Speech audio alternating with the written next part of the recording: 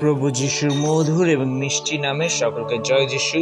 আসনে সুন্দর সকালের সময় আজকের যে বাইবেল অধ্যয়ন হচ্ছে যাকোব 4 অধ্যায় 11 এবং 12 পদ। সেখানে এই প্রকার লেখা আছে, হে ভ্রাতৃগণ, পরস্পর পরিবাদ করিও না। যে ব্যক্তি ভ্রাতার পরিবাদ করে কিংবা ভ্রাতার বিচার করে, সে ব্যবস্থার পরিবাদ করে ও ব্যবস্থার বিচার করে। কিন্তু তুমি যদি ব্যবস্থার বিচার করো, তবে ব্যবস্থার পালনকারী না হইয়া বিচারকর্তা হইয়াছ। একমাত্র ব্যবস্থাপক ও বিচারকর্তা আছেন, তিনি পরিত্রাণ করিতে ও বিনষ্ট করিতে পারেন।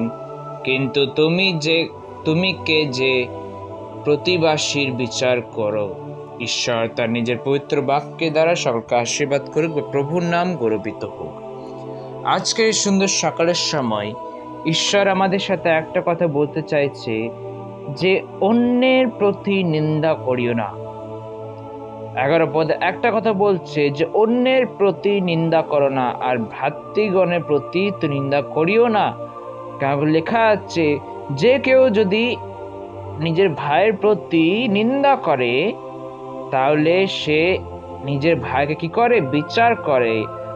আর যদি বিচার করে তাহলে সে একজন বিচারিক কর্তৃগণ। সে বিচারকে আজ্ঞা পালন করে না।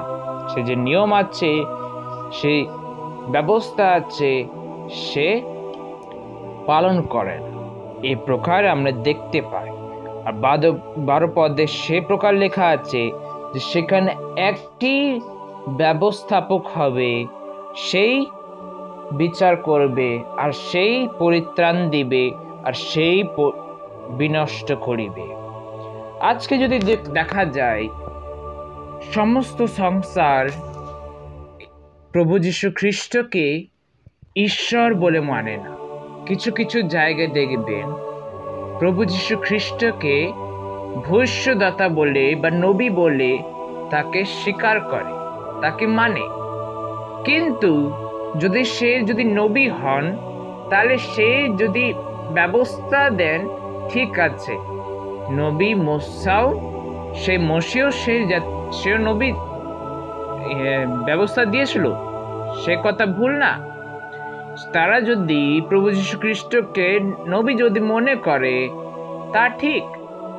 কিন্তু যদি তারা ঈশ্বর যদি না মনে করে, তাদের ভুল। কারণ কি, নবী কোনোদিনও সমস্ত মানুষের, সমস্ত সৃষ্টির জিনিসের সে বিচার করবে না। আর সে পরিত্রাণও দেবে, আর সে বিনষ্ট করবে, সে নবী পারবে না। কিন্তু আমরা যদি দেখি, পবিত্র শাস্ত্র এমন বলছে যে সেই অন্তিম সময় আসবে, আর সে কি করবে? বিচার করবে, তাই নয় কি?